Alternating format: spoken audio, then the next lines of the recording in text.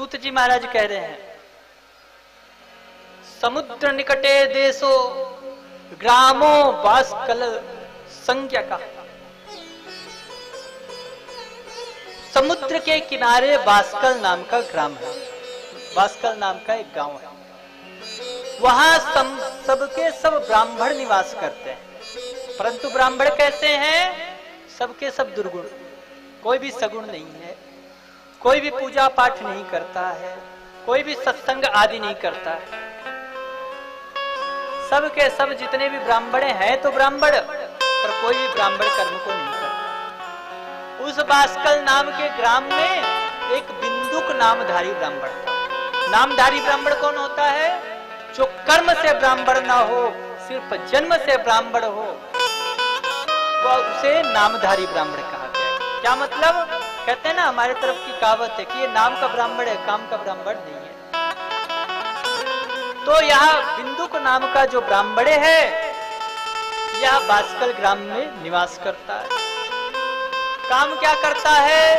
बोले झूठ बोलना, लोगों को लूटना, लोगों को बेवकूफ बनाकर संपत्ति इकट्ठा करना, ये इसका रोज का कार्य है। परंतु उसकी एक पत्नी है, नाम क्या है?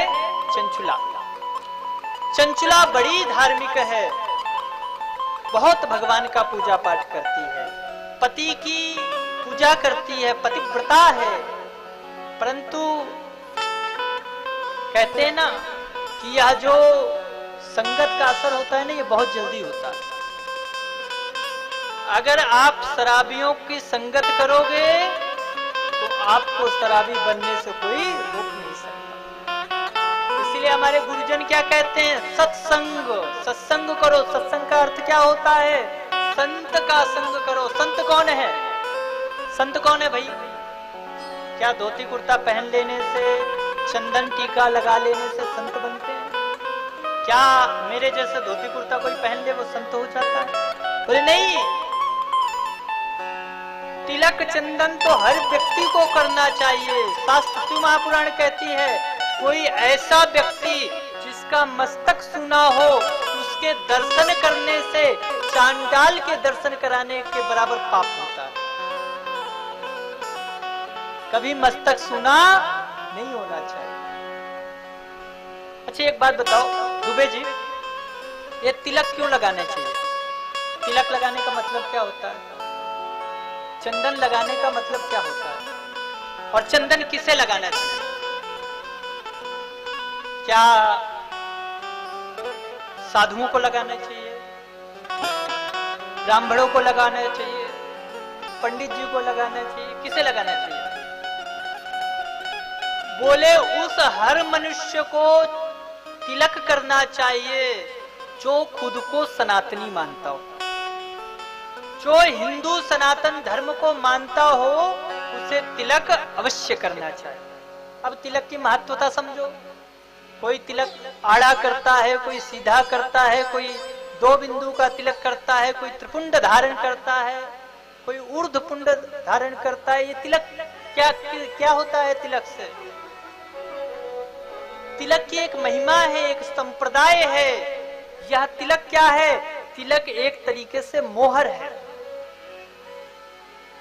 अच्छा एक बात बताओ, आप लोग घर में कुत्ता पालते होगे? कुत्ते को जब हम पालते हैं तो क्या करते हैं? उसके गले में एक पट्टा डाल देते हैं, और पट्टा डालने से क्या होता है? वह कुत्ता कहीं भी घूमता रहे, उसे म्युनिसिपालिटी वाले पकड़ के नहीं ले जाते। और जिस कुत्ते के गले में पट्टा नहीं होता उसको क्या करते हैं? म्युनिसिपालिटी वाले आते हैं, उठा के ले जाते हैं। तो ये माला और ये तिलक क्या है? ये हमारे भगवान का, हमारे ठाकुर जी का, हमारे शिव जी का मोहर है। ये उनके चरण हैं जो हम अपने मस्तक में धारण करते हैं। और जब यह म्युनिसिपालिटी वाले कौन है? यमराज, जब इनके दूत आते हैं और आकर देखते हैं तो क्या देखते हैं कि मस्तक पर यह चिन्ह लगा है, राम जी का चिन्ह लगा है, चरण चिन्ह लगा है, कृष्ण जी का चरण चिन्ह लगा है, शंकर जी का चरण चिन्ह लगा है। तो ये हमारा नहीं है, ये प्रभु का पालतू है। तो क्या करते हैं? दूर से ही भाग जाते। तो यह तिलक की महत्वता है। तिलक कब लगाना चाहिए? कहते हैं हर मनुष्य को अपने जीवन में गुरु बनाना चाहिए, और जो भी आप गुरु बनाते हो वो किसी ना किसी संप्रदाय से होते हैं, जैसे रामानंदी संप्रदाय, जैसे रामानुज संप्रदाय, शैव संप्रदाय, वैष्णव संप्रदाय, किसी ना किसी संप्रदाय से आपके गुरुजन जुड़े होते हैं।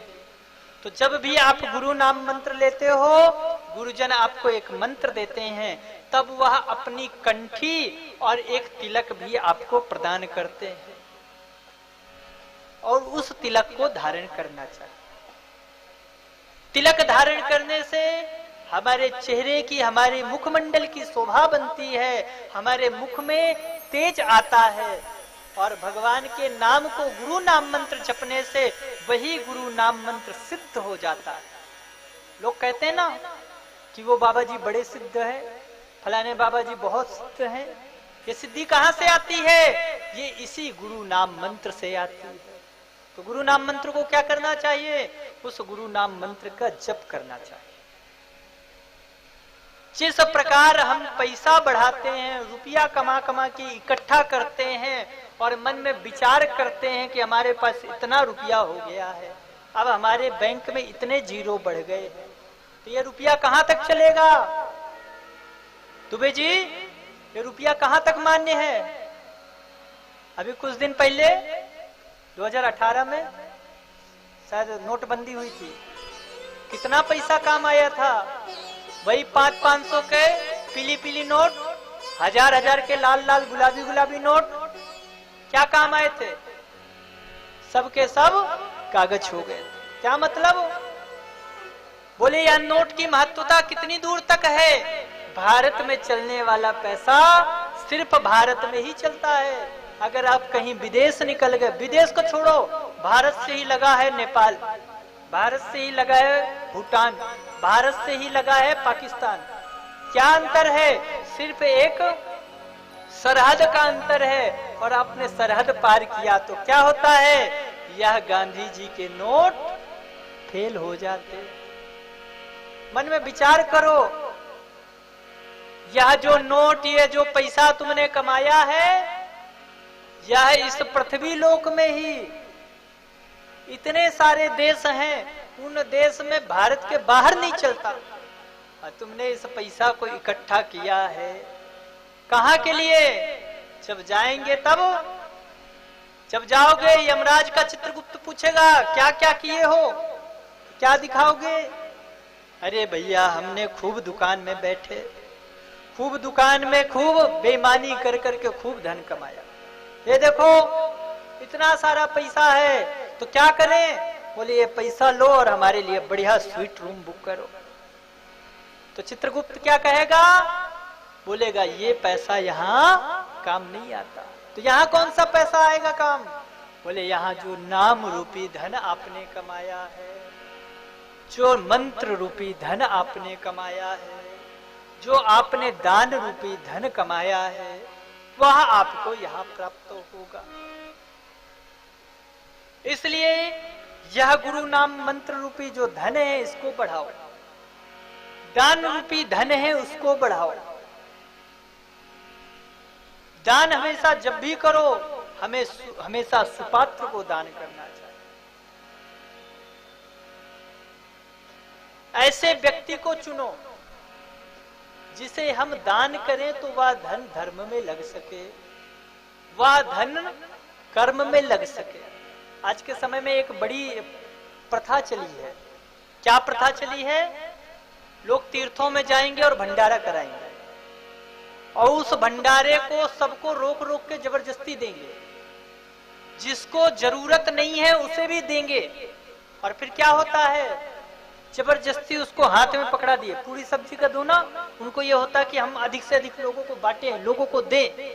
और देने से क्या हुआ?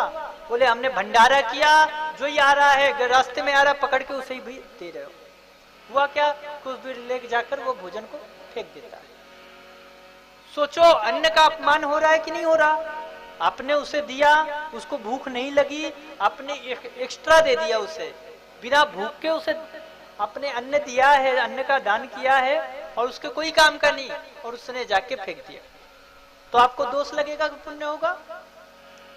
इसलिए जब भी दान करो ध्यान देकर करो। कोई ऐसे व्यक्ति को मत दान करो। आपने दान किया कि ये महाराज जी जाएंगे, पूजा करेंगे, पाठ करेंगे, पता चला आपके सामने बढ़िया सा वो चंदन तिलक करके आए, आपसे दान लिए और जाके घर के पीछे में बैठकर बटन लगाई और सीधे लगाया, तो बताओ क्या आपको पुण्य हुआ? नहीं हुआ। हमेशा जब भी दान करो दानी को देखकर करो, पात्र को देखकर हमेशा दान करो। ऐसी दान की महिमा है। शिव महापुराण कहती है कि वह ब्राह्मण नाम का ब्राह्मण था तो ब्राह्मण, परंतु कोई भी उसमें गुण नहीं थे, हमेशा सारे के सारे अवगुण। परंतु पत्नी बड़ी गुणी थी, परंतु संगत का असर हुआ। आप अगर ज्ञानियों के संगत करो, कोई धर्मात्मा की संगत करो, कोई ऐसा व्यक्ति हो जो सुबह सुबह प्रातःकालीन उठकर भगवान का भजन करता हो। मान लो आप 3 लोग हो एक कक्ष में, और 3 में से एक कोई मित्र हो आपका, और वो प्रातःकालीन उठ जाता हो और प्रातःकालीन उठकर स्नान ध्यान करके वो भगवान सूर्य को अर्घ्य देता हो, भगवान सूर्य को याद करता हो और जप करता हो। विचार करो, आप 2 लोग रोज देर से उठते हो, एक व्यक्ति सुबह जल्दी उठता है, तो आपके मन में विचार आएगा कि नहीं आएगा कि भाई ये सुबह उठ जाता है, कल से हम भी कोशिश करेंगे। देखो 2 चीज हो सकती हैं, या तो वो दोनों मिलकर कोशिश करेंगे कि यह जो सुबह जगता है ये भी हमारे जैसा हो जाए और हमारे साथ यह भी दोपहर में जगे, या तो ये हो सकता है कि आपने उस सगुण को भी अपने ऊपर अपने अधीनस्थ लेकर किसी ना किसी तरीके से अपने जैसा बना दिया, या फिर आप उस एक व्यक्ति के गुणों को देखकर धीरे धीरे आप में भी परिवर्तन आ गया और आप भी सगुण हो गए। क्या मतलब? बोले संगत अपना कहीं ना कहीं असर दिखाएगा, या तो उसे बिगाड़ देगा या तो उसे बना देगा। तो क्या हुआ? चंचुला के साथ भी यही हुआ। अब पति जो है बिंदुक, वह दुरात्मा है, वैश्यागामी है, जगह जगह पाखंड करता रहता है, दिन भर झूठ बोलता है, पाप कर्म करता है, पर पत्नी सुंदर है, सुशील है, पति भक्त है, पतिव्रता है, परंतु उस पति के साथ में रहते रहते उसके अंदर भी दुर्गुण आने लगे। 1-2 बार पति को समझाया कि आप क्यों ऐसा काम करते हो, आप छोड़ दो, मैं आपके जीवन में आई हूं, आप मेरे साथ रहो, इन सबको छोड़ दो। परंतु वह दुष्ट प्राणी जो बिंदुक था, उसने अपने पत्नी को कहा कि जो मैं कर रहा हूं उसे मुझे करने दो, तुम्हारी जो इच्छा हो तुम करो। धीरे धीरे समय व्यतीत हुआ, वो चंचुला भी पर पुरुषगामी हो गई, पर पुरुषों का संग करने लगी। समय व्यतीत हुआ, एक दिन उसने देखा अपने घर से दूसरे पुरुष को निकलते हुए, तुरंत बिंदुक क्रोधित हुआ और अपनी पत्नी को कहा कि अरे तू ये क्या करती है। पत्नी ने समझाया कि देखिए मैं तो आई थी, तब तो मैं आप पर ध्यान देती थी, आप पर भक्ति करती थी, आपको सब कुछ मानती थी, परंतु आपके ही कारण मुझे यह दुर्गुण में जाना पड़ा। तब बिंदुक ने कहा कि एक काम करो, ठीक है जो तुम्हारी इच्छा है तुम करो, जो हमारी इच्छा हम करें, परंतु तुम क्या करो। बोले इस जो दुर्गुण कर्म है इसी को धन आगमन का हम कार्य बना लेते हैं, धन आगमन का माध्यम बना लेते हैं। क्या मतलब? बोले अब तुम पर पुरुषों को अपने घर में बुलाओ, पर उसके बदले में धन प्राप्त करो और वो धन मुझे दे दिया करो। समय व्यतीत तो होता गया, चंचुला और बिंदुक दोनों दुरात्मा हो गए, दुष्कर्म में लिप्त हो गए और उसे ही धन आगमन का रास्ता बना दिया। और धीरे धीरे समय व्यतीत हुआ और क्या हुआ, दोनों के दोनों इस पाप को करते करते एक दिन बिंदुक की बड़ी दुखद मृत्यु हुई, बड़े कष्ट के साथ उसकी मृत्यु हुई। और मृत्यु के बाद वह महान दुर्गुणों को भोगता हुआ नरक में जाकर निवास किया। चंचुला भी अपने जीवन को व्यतीत करने लगी।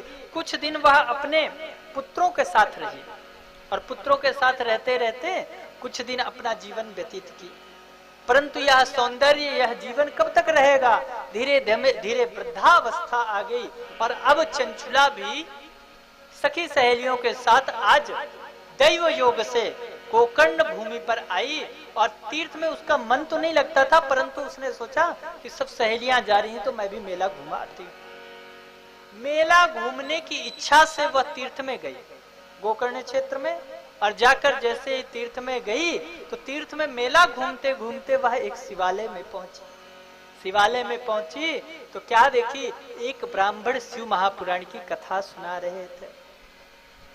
कथा सुनाते सुनाते उन्होंने कथा सुनाई और उस कथा में बहुत सारे दुर्गुणों का वर्णन किया, जिन पापों को करने से जीवन में दुर्गति होती है। पंडित जी ने कथा सुनाया कि जो स्त्री पर पुरुषगामी होती है उसको महान कष्ट होता है और यमराज नरक में जाकर उसे घोर यातनाएं देते हैं, और बहुत विशाल विशाल यातनाओं की कथा सुनाई। और जब उन कथाओं को सुनी तो चंचुला भयभीत हो गई, डर गई और आकर उन ब्राह्मण देवता के चरणों में गिर गई।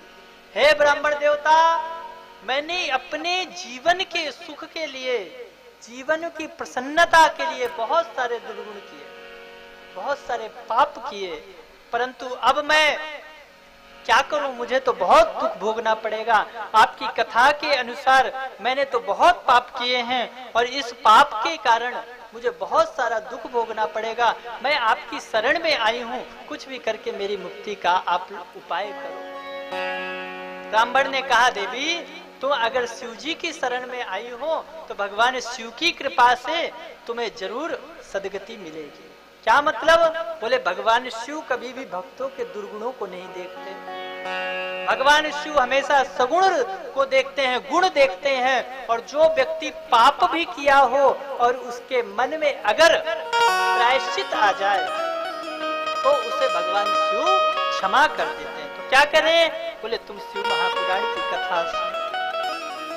तुरंत वह चंचुला शिव महापुराण का पूजन बंदन करते हुए उन ब्राह्मण से दीक्षित होकर शिव महापुराण की कथा का श्रवण प्राप्त करने लगी। कथा के प्रभाव से कथा को सुनते सुनते उसके जीवन में इतना बदलाव आ गया कि जो वह पापनी थी, जो धर्म विमुख थी, वह धर्म पारायण हो गई और सुंदर रुद्राक्ष धारण करने लगी, पंचाक्षर का जप करने लगी और सुंदर शिव महापुराण की कथा सुनते सुनते उसका जीवन बदल गया। समय व्यतीत हुआ, उसकी मृत्यु का समय आया। अच्छा एक बात बताओ, आपको क्या लगता है कथा सुनने से मृत्यु नहीं होती? दुबे जी, कथा सुनने से होता क्या है? मान लो आपने आज कथा प्रारंभ करी, हमने आपने शिव महापुराण की 7 दिन हम लोग कथा सुनेंगे। किसी ने पूछ लिया, अरे दुबे जी कथा क्यों करा रहे हो, कथा कराने से क्या फायदा होगा? क्या बताओगे आप? क्या बताओगे? क्यों कथा सुन रहे हैं?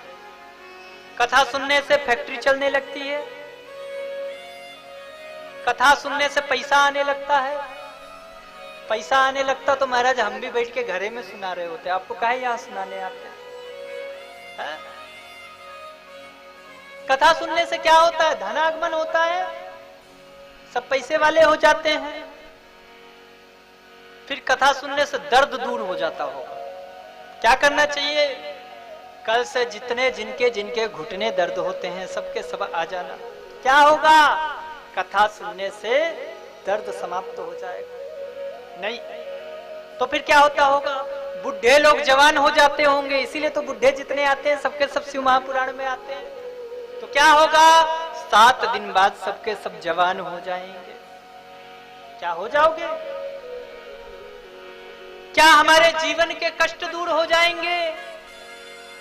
ये शिव महापुराण कथा सुनने से क्या होगा? बोले कुछ भी नहीं होगा। कथा सुनने से ये कुछ भी नहीं होने वाला। अगर आपके मन में धन इच्छा है, पुत्र इच्छा है, तृष्णा इच्छा है, कोई भी किसी भी प्रकार की इच्छा है, तो आप गलत जगह पे आ गया। कुछ भी मिलने वाला नहीं है। तो मिलेगा क्या? बोले इस कष्ट को सहने की क्षमता आपके जीवन में यह शिव महापुराण उत्पन्न कर देगी।